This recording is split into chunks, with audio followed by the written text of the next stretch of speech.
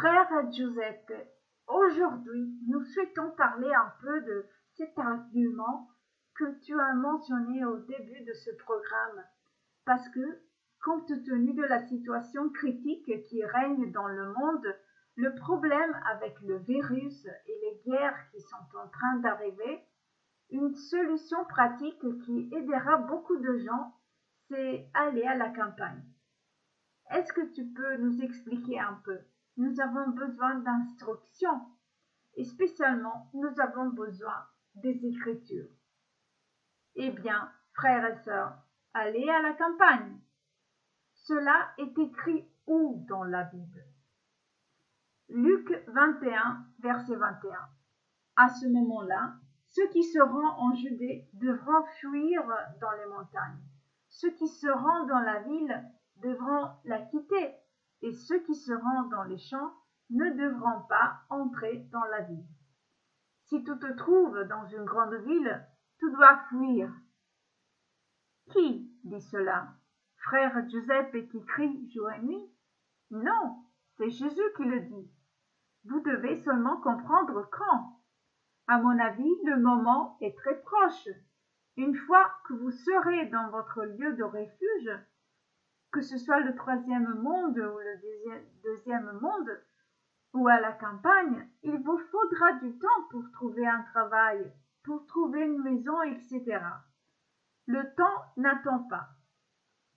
Jésus dit dans Matthieu 24, du verset 15 au verset 21, vous n'aurez même pas le temps d'aller chez vous prendre votre brosse à dents ou le manteau pour l'hiver. Vous pouvez plus rentrer chez vous, même pas pour aller prendre votre épouse ou votre mari. Peut-être l'épouse ou le mari, ils seront déjà été martyrisés. Il sera trop tard. Si tu veux, tu peux aller mourir avec eux. Jésus dit, ne rentrez pas pour prendre votre manteau. Et alors, c'est quand le temps de se réveiller, frères et sœurs? Demain? Mais non, c'est maintenant. Bénis sont ces juifs qui sont allés au port de Hambourg à l'époque, en Allemagne, après avoir vu et vécu la nuit de cristal.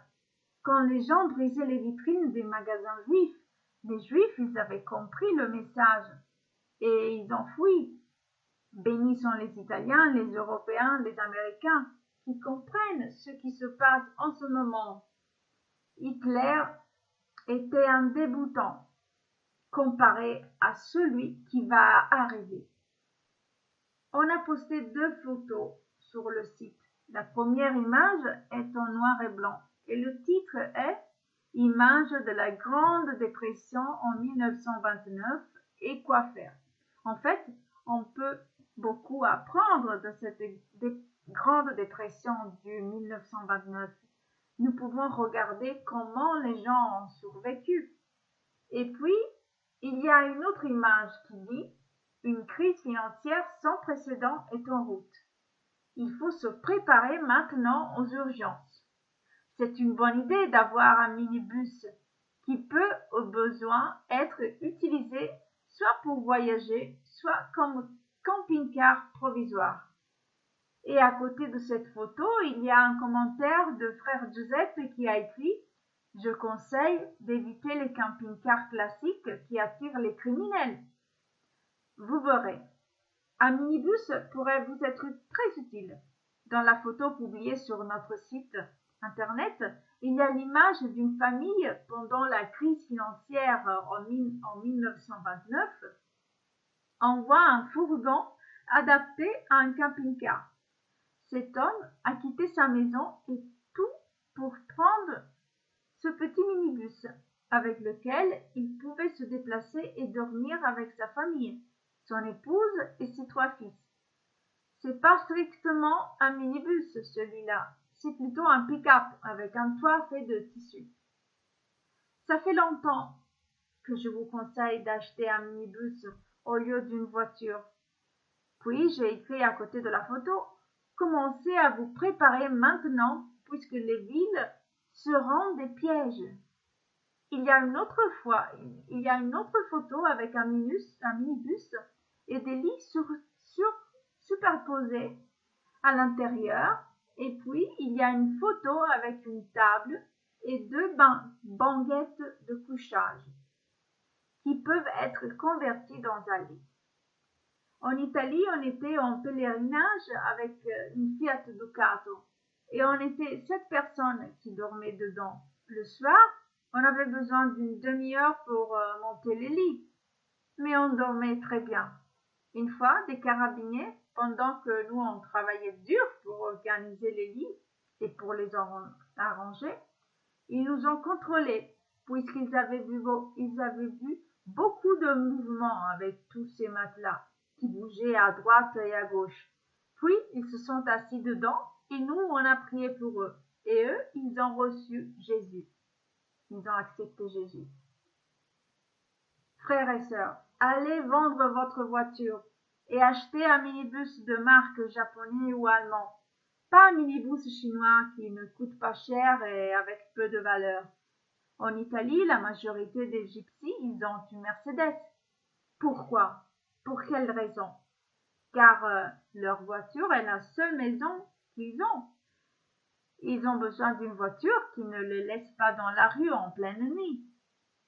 Mais revenons au point. Ça fait très longtemps que le Seigneur nous dit de quitter les villes. C'est vrai ou pas? Maintenant, les gens qui veulent fuir les villes ne peuvent plus le faire si facilement. Et quelqu'un se répand de ne l'avoir fait il y a 2 ans, quand c'était beaucoup plus facile. Oui, parce qu'avant le virus, il semblait pas si urgent. Puis le virus, il est arrivé tout d'un coup. Si tu regardes dans toute la Bible, les mots, ils arrivent du jour au lendemain. Tout d'un coup. Hérode fait tuer tous les bébés à Bethléem. Giuseppe, Maria et Jésus fuient en pleine nuit après que l'ange les a avertis. Mais l'ange n'a pas alerté tous les autres. Les autres sont morts. Et pourquoi? Parce que le monde il est gouverné par Satan. Donc le Seigneur est en train d'avertir les Giuseppe et les Maria d'aujourd'hui. Nous, frères et sœurs, et ceux qui dorment dans les églises du dimanche matin seront détruits. Donc, frères et sœurs, maintenant, c'est 10 fois plus difficile par rapport à l'année dernière. Et l'année prochaine sera encore plus difficile. Donc, allez vendre vos chaussons et enfouillez-vous où le Seigneur vous montrera. Personnellement, Dieu m'a montré que le meilleur pays au monde, c'est l'Amérique du Sud. Si tu veux aller en Himalaya, vas-y, selon ta foi. À l'occurrence, vous pouvez travailler dans une ville et vivre en dehors de cette ville.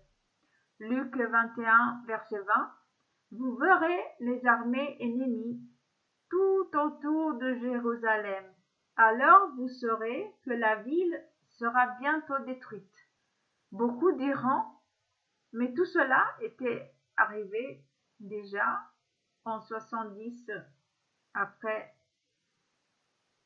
Jésus-Christ. Ici, Jésus parle de maintenant. Et pourquoi maintenant? Parce que ce paragraphe termine avec l'enlèvement. Luc 21, verset 27. Alors on verra arriver le Fils de l'homme entouré d'un nuage, avec toute sa puissance et toute sa gloire. Quand tout cela commencera à arriver, redressez-vous et relevez la tête. Oui, Dieu vous rendra bientôt libre. Ça, c'est l'enlèvement.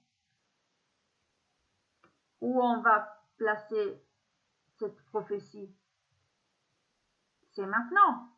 Le Seigneur nous a toujours averti que les villes seront devenues des pièges. Et maintenant, ceux qui ne croyaient pas à l'époque, maintenant, ils regrettent de ne l'avoir pas cru. Et le reste aussi que Dieu nous a dit se réalisera. L'important, c'est que tout soit basé sur les Écritures. Retournons revenons à parler de la ville et de la campagne. Les supermarchés dans les villes sont l'imitation de l'ennemi, le contraire de ce que Dieu a mis à disposition de tous au moyen de la production gratuite de chaque aliment qui existe. Combien cela coûte? Combien ça coûte? C'est le prix pour le récolter, semer et récolter. Au contraire, les multinationales ont créé l'abomination des céréales et fruits et des fruits sans les semences. Le diable veut que tu dépendes de la marque de la bête. Tu ne peux pas semer éternellement. Il dit, non, tu dois venir chez moi et moi, je suis le Dieu du monde. Pourquoi les multinationales donnent pas les semences? Mais pour réduire en esclavage les citoyens, c'est simple, pour les rendre dépendants de leur Dieu, de leur dictature, des lois du marché et du matérialisme. Les villes ont besoin et sont dépendants de tout qui vient de l'extérieur. Premièrement, de la campagne, des arbres fruitiers et de la récolte. Les paysans sont traités sans respect. Ceux qui prennent toute la gloire sont les docteurs des banques, qui sont des vampires. Ils sont des sanguessues. Contrairement aux villes, les campagnes ont plus ou moins le nécessaire pour survivre. Et en plus, dans les villes, il y a beaucoup de criminalité. Les villes sont des inventions de Satan. Selon la Bible, les villes ont été inventées de Satan. Dans Genèse chapitre 4, nous voyons que Caïn, après avoir tué son frère Abel, est allé créer la première ville. La ville est autosuffisante. Tu dépends plus de Dieu. Là-bas, il y a le grand roi, le grand sorcier qui opprime un groupe de personnes. Il désigne des cireurs de chaussures. Ils les payent et eux, à leur tour, mettent en esclavage tout dans la ville pour payer les impôts aux dirigeants. C'est l'image du monde d'aujourd'hui. Les citoyens payent le 70% des impôts à qui? Aux dirigeants qui croient que le peuple existe pour qu'ils puissent eux-mêmes diriger et régner. L'Allemagne devait exister pour qu'il y ait un Hitler, la Russie pour qu'il y ait un Staline, la Chine pour qu'il y ait un Dom communiste. Et celle-là, c'est la mentalité satanique de comment le monde aujourd'hui fonctionne. Mon père était recherché par les Allemands nazistes. Il avait été enfermé 2 fois.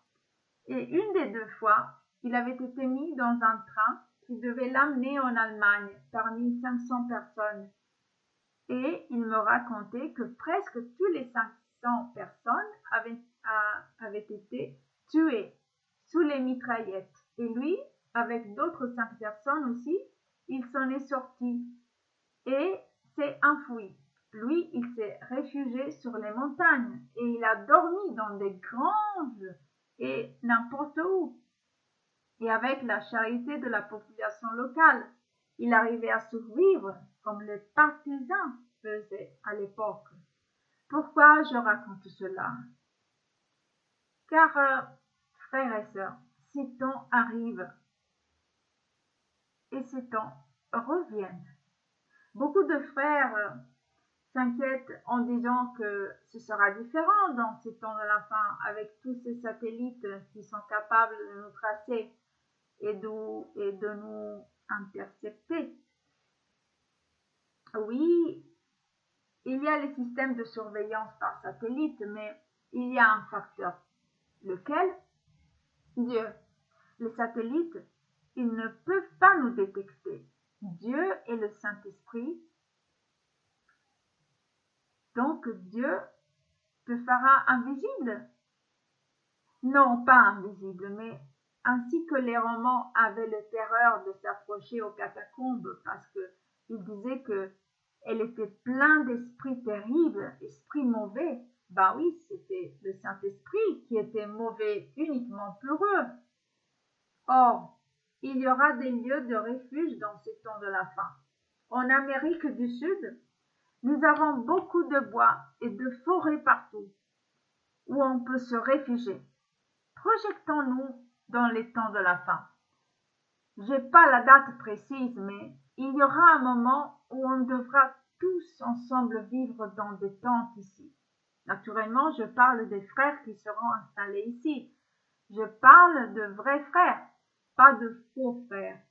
Un frère nous a dit que la meilleure route pour survivre dans les bois, c'est celle qui s'appelle tipi, la hutte indienne. Un tipi est composé de 4-5 longues perches de bois appuyées les unes sur les autres, puis recouvertes de peaux d'animaux. Dans une situation d'émergence, dans une forêt, il sera suffisant d'avoir une sciage pour couper des perches de bois et installer un tipi. Frère Giuseppe, est-ce qu'il fera la différence de se retrouver dans une nation plutôt que d'autres? Parce que dans les nations occidentales, par exemple, qui ont une technologie moderne qui détecte chaque coin de rue, il sera plus difficile de se réfugier sur les montagnes. Au contraire, les pays du troisième monde, ils n'ont pas ce système pour détecter chaque coin. Non, dans toutes les nations, il y a une technologie moderne pour tracer chacun de nous. Une des meilleures choses à faire, c'est de ne pas avoir ton téléphone. Ils vont te localiser au moyen des caméras installées un peu partout, dans chaque coin. Mais dans les campagnes, ils ne pourront pas mettre une caméra sur chaque arbre. Mais il y aura des drones et des satellites sur les rues. Nous, ici, on s'est procuré des cartes géographiques où on a trouvé et mis en évidence toutes les rues secondaires et petites. Quand l'Antichrist viendra, il y aura des points de contrôle sur les routes principales. Et alors, nous devrons aller voyager sur les chemins secondaires, un peu comme les partisans en Italie. Il était difficile de les trouver. Ils marchaient pas sur les chemins principaux, ils avaient trouvé un refuge sur les montagnes. Et au final, ils ont triomphé. Frères et sœurs, je fais l'annonce, si quelqu'un ne l'a pas encore compris. C'est le moment pour chacun de faire des efforts pour se déplacer en dehors des grandes villes. Ceux qui ne peuvent pas aller hors de l'Europe, ce que je conseille de faire, au moins aller dans une zone agricole et organisez-vous pour vivre sans dépendre de l'État, sans dépendre du supermarché, du réseau de gaz, du réseau d'eau et de l'électricité. Vous n'aurez pas de l'électricité, mais vous avez accès à l'eau potable à 100 mètres par exemple, ou à 500 mètres, parce que dans les villes sera l'enfer. Il y aura des criminels qui feront ce qu'ils veulent, et puis il y aura les criminels d'État, comme les nazistes. Les villes seront des prisons. Maintenant, vous pouvez encore vous organiser. Aujourd'hui, en Italie, les gouvernements ont donné un peu de liberté pour voyager. Vous voyez, le Seigneur ouvre des fenêtres, mais ne vous endormez pas. N'espérez pas que Salvini arrive pour vous sauver. On l'a déjà supprimé, lui. Lui, il est un peu comme Trump aux États-Unis. Essayez de ne pas dépendre de l'État, de ne pas dépendre de la retraite. Allez cultiver plutôt des pommes. Si vous ne pouvez pas aller hors de l'Europe, sortez des villes, organisez-vous. Vous êtes déjà en retard. Une sœur de la Suisse nous a informé que le 5G ne peut rien faire sur les grands arbres.